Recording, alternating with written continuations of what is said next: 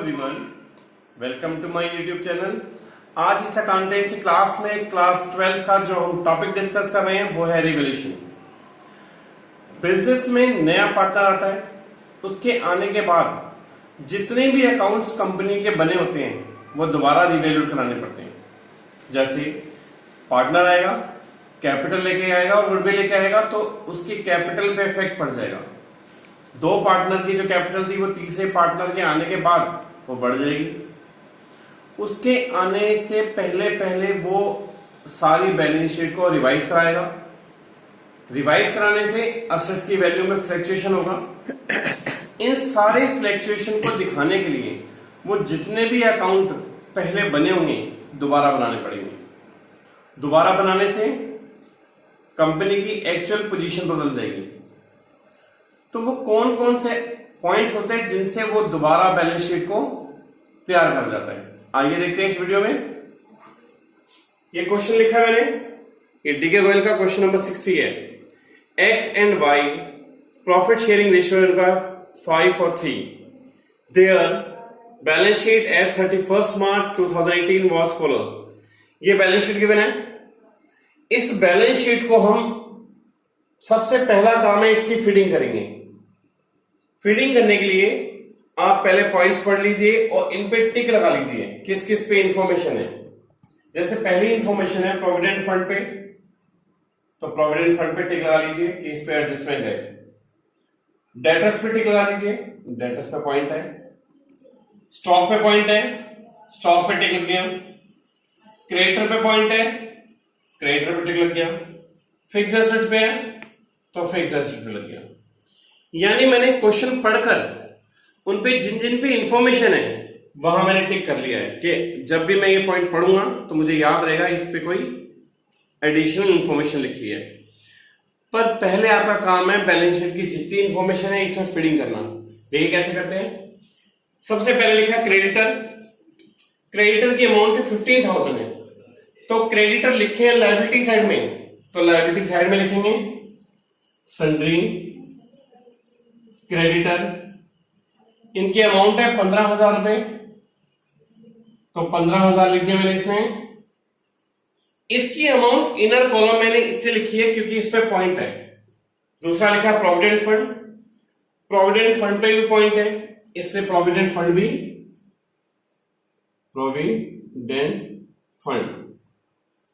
इसकी अमाउंट है 10,000। क्वेश्चन करने से पहले ध्यान रखिएगा प्रोविडेंट फंड क्या होता है।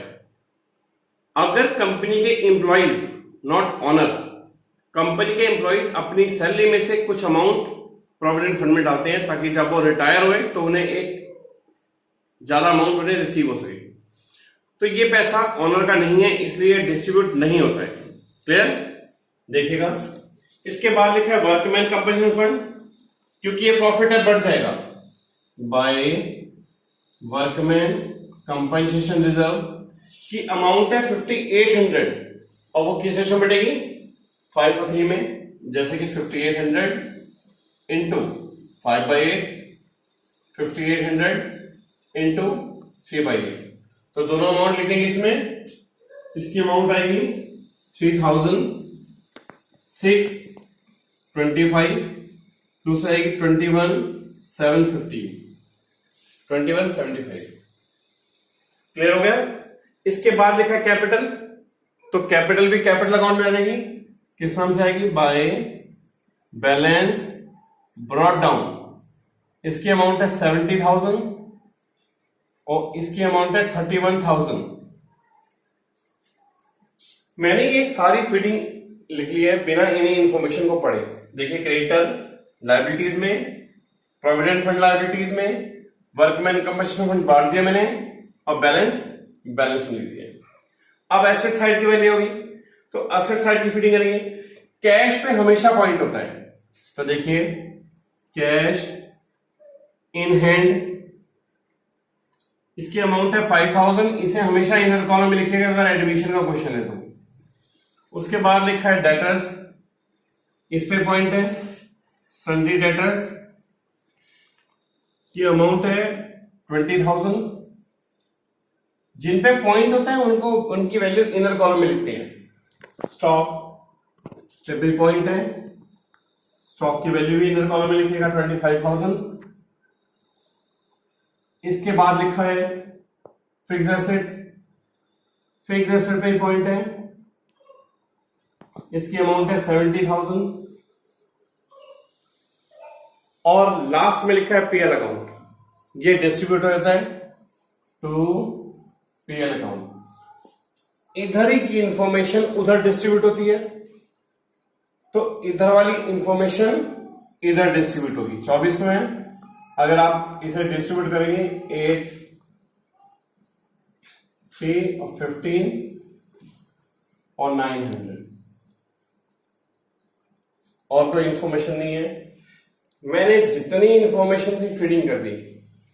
अगर आप कभी बोर्ड का क्वेश्चन कर रहे हो और आपको नीचे की एक भी इंफॉर्मेशन नहीं आए, तो जितनी मैंने बैलेंस शीट की फीडिंग करी है, अगर आप इतनी फीडिंग भी कर दोगे तो भी मार्क्स मिलेंगे। स्टेप मार्किंग इसी को कहते हैं। पर नीचे लाइन क्लोज कर दिएगा जैसे मैंने करी है। अब मैं नीचे एक एक इंफॉर्मेशन पढ़ूंगा और फीडिंग करूंगा। They admitted Z into partnership on 1 April 2018। कि जेड जो नया पार्टनर है वो कब आया है? 1 अप्रैल 2018 को, विद 1/8 हिस्से के लिए। Z bring 20,000 as his capital. 20,000 रुपए कैपिटल आया है। जब कोई पार्टनर 20,000 रुपए कैपिटल लेके आएगा तो 20,000 से कंपनी का कैश अकाउंट बढ़ जाएगा। प्लस कर दिए कैश अकाउंट में। और ये लाया कौन अमाउंट? जेड, तो जेड के अकाउंट में देंगे बाय जो भी आप पे अकाउंट लिखा है। कैश नहीं लिखा तो कैश लिखेगा, और यहां बैंक लिखा तो सब जगह बैंक लिखेगा। क्लियर हो गया इतना? कि पार्टनर कैपिटल लाएगा तो एक तो कैपिटल अकाउंट बढ़ेगा और एक कैश अकाउंट बढ़ेगा। एक इंफॉर्मेशन दो जगह लिखते जाएगा। जैसे मैं जितनी भी इंफॉर्मेशन पढ़ूंगा दोनों जगह लिखूंगा। आगे लिखा है एंड 12,000 फॉर गुडविल। 12,000 रुपए गुडविल लाया। अगर 12,000 गुडविल आएगा तो कैश अकाउंट 12,000 से बढ़ जाएगा। और वो जो गुडविल लाएगा पार्टनर, वो कौन कौन बांटेंगे? Old partner. किस रेशो में बांटते हैं? सेक्रीफाइस रेशो में। जो जितना सेक्रीफाइस करेगा उसे उतनी गुडविल मिलेगी। पर आगे लिखा देखें, Z acquire his share entirely from x. 1/8 जो जेड आया है वो किससे हिस्सा ले रहा है? एक्स से। वो सारा हिस्सा एक्स से ले रहा है, यानी एक्स सेक्रीफाइस कर रहा है पूरे हिस्से के लिए। तो पूरी की पूरी गुडविल किसे मिल जाएगी? एक्स को मिल जाएगी बाय गुडविल अकाउंट। अब नीचे लिखा है following revaluation are also made. Provident fund is to be increase by 5,000। 5,000 रुपए बढ़ गया प्रोविडेंट फंड, तो प्रोविडेंट फंड बढ़ा देंगे। इंक्रीज हो गया 5,000, तो टोटल अमाउंट कितनी होगी? 15,000 रुपए। लाइबिलिटीज अगर बढ़ती है तो लॉस होता है। अगर आपकी लाइबिलिटीज बढ़ रही है कंपनी की तो आपको लॉस हो रहा है, और लाइबिलिटीज कम हो रही है तो प्रॉफिट हो रहा है। इसमें लाइबिलिटीज बढ़ गई है 5,000, तो हमारा लॉस है ये। इसलिए प्रोविडेंट फंड कहां पे आएगा? Provident fund. इसकी अमाउंट है 5,000 रुपए। नेक्स्ट लिखा है, ये पॉइंट हो गया, debtors are all good therefore no provision for requirement on debtors. इन्होंने 600 रुपए माइनस कर रखे हैं, पर ये कह रहे हैं कि इसे माइनस करने की जरूरत नहीं है, सारे डेटर अच्छे हैं।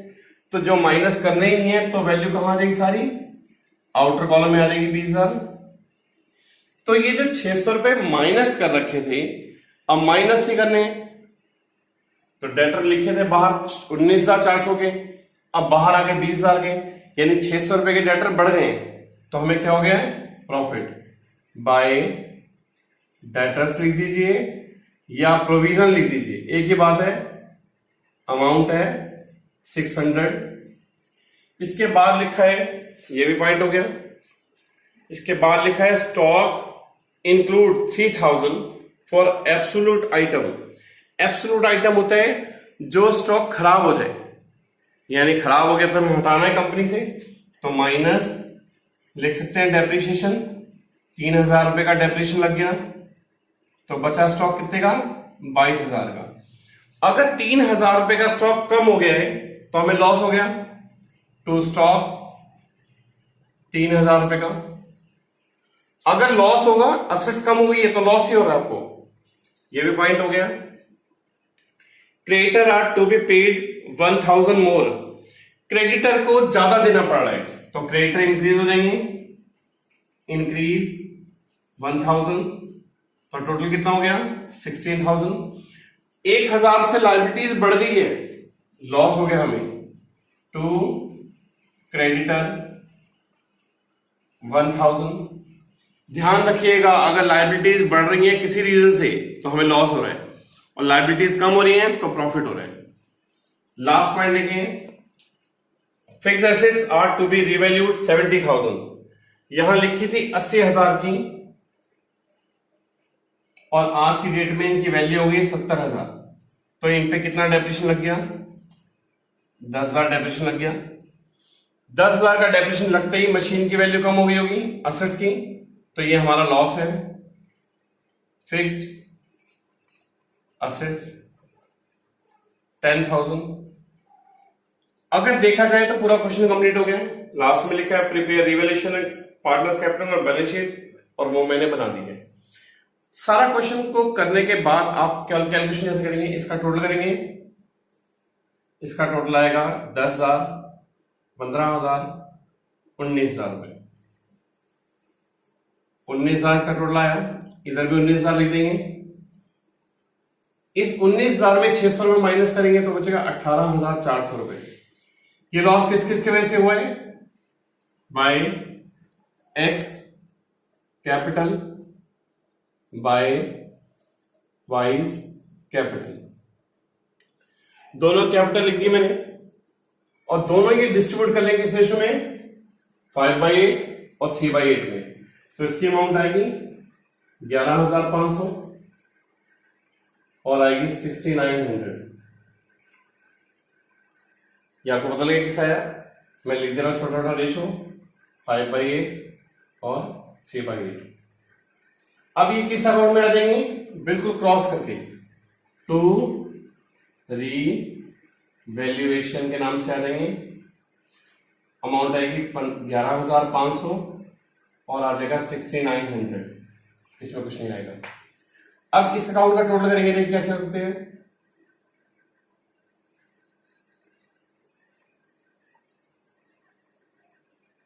इसका टोटल 20,000 है, और यहां पे माइनस करना ही नहीं कुछ, तो 20,000 ही बैलेंस आ जाएगा।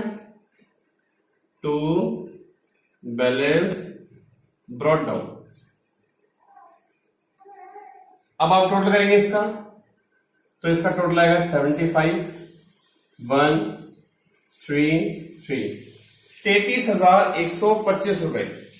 33,175 रुपए में से माइनस करेंगे दोनों की वैल्यू 800 और 7, तो 75, यहां बचा 11, 3, 12 में से 7 गए, 5, 2, यानी 25,375। इसका टोटल करेंगे 70, 73, 74, 75, यानी 85,625। 85,625 में से माइनस करेंगे 13,000 रुपए। 85,625 में से 13,000 माइनस करेंगे तो बचेगा 625, ऐसे आ जाएगा 2 साल, यानी 72,625 रुपए बचे इसके। और टोटल आप बिल्कुल सेम लिख दीजिए, 85,625, 33,175। ये जो बैलेंस है वो आप कैपिटल अकाउंट लिख देंगे यहां पे, और कैपिटल किस किस का बैलेंस आ जाएगा? एक्स, वाई और जेड का। इसका आएगा 7,2,625, दूसरे का आएगा 2,5,375, और इसका आएगा 20,000। अगर तीनों को टोटल करेंगे तो आएगा 1,18,000। लिखते ही इसका टोटल आएगा 1,49,000। और इसका टोटल आप बाहर लिख दीजिएगा 20, 30 यानी 37,000 और इसका भी टोटल आ जाएगा 1,49,000। बोथ साइड इक्वल हो गई। इसका आंसर इसमें आ गया और जो इनका बैलेंस आया वो कैपिटल अकाउंट के नाम से आ गया और दोनों साइड इक्वल आ गई। अगर क्वेश्चन करते समय दोनों साइड इक्वल ना आए तो ध्यान रखिएगा जो वैल्यू बड़ी हो वो दोनों साइड लिख दीजिएगा। अगर आपको मेरे ये सारे पॉइंट्स आपको क्लियर हो गए हो तो प्लीज मेरे वीडियो को शेयर, लाइक एंड सब्सक्राइब करिएगा। Thank you for watching my video.